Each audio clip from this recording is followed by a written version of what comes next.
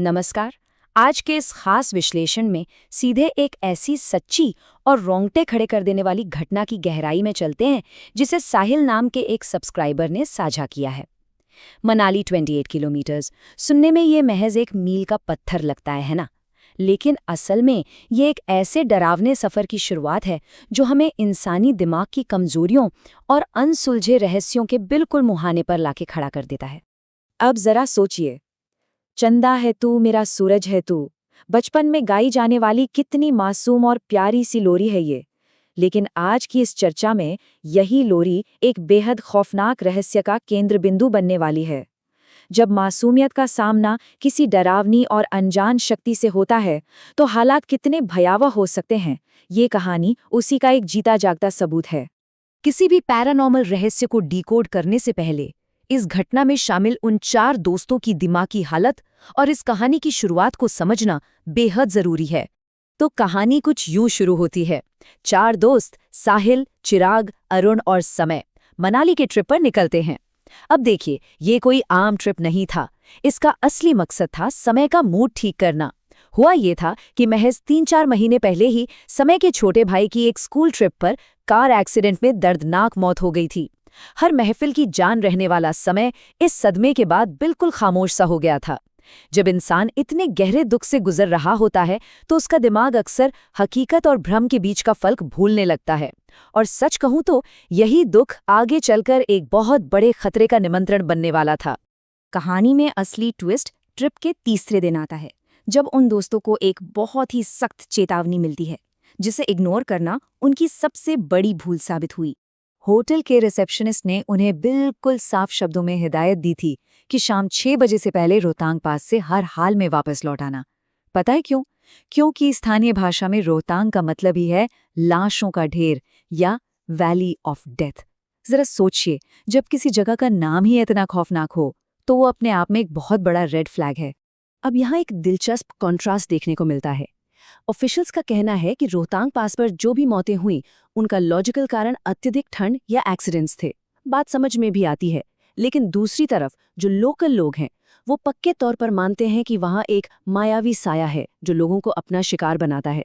और हमेशा की तरह दोस्तों के इस ग्रुप ने भी इस लोकल कहानी को महज एक मजाक समझकर टाल दिया। उस चेतावनी को झुठलाते हुए चारों दोस्तों ने देर तक रुकने का फैसला किया।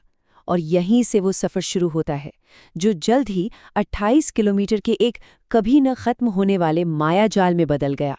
जरा इस टाइमलाइन पर गौर करते हैं। एक आम सा सफर कैसे भयानक बुरे सपने में बदल जाता है, देखिए। शाम 5:15 बजे वो वहां से निकलते हैं, लेकिन धुंध इतनी गहरी थी कि रफ्तार एकदम धीमी हो गई। रात 9:15 बजे उन्हें कोहरे में पहला मील का पत्थर दिखता है और रात 11 बजे तक वो पूरी तरह से भटक चुके थे, एक ही रास्ते पर फंस गए थे। जरा उस बेबसी की कल्पना कीजिए जो उन्होंने उन कई घंटों के दौरान उस अंधेरे में महसूस की होगी। घने कोहरे में गाड़ी रेंग रही थी। मुश्किल से 30 किलोमीटर प्रति घंटे की स्पीड रही होगी।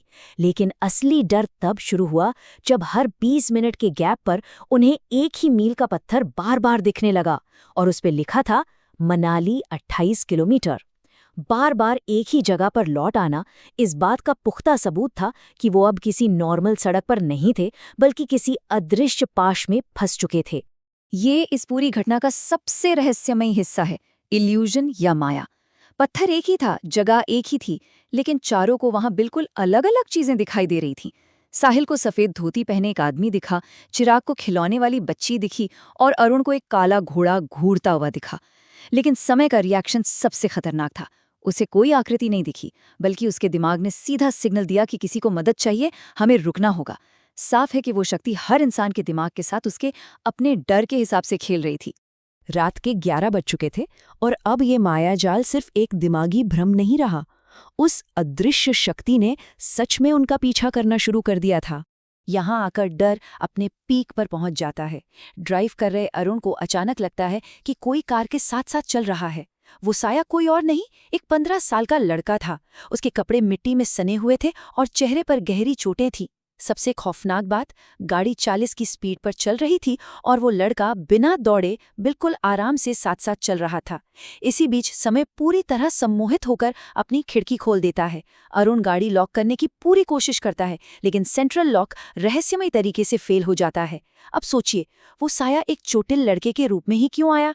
ये सीधा सीधा समय के मृत छोटे भाई की याद दिलाता है।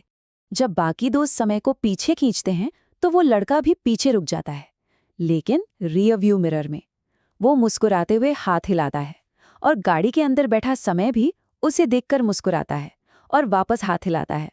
जाल पूरी तरह से बिछ चुका था।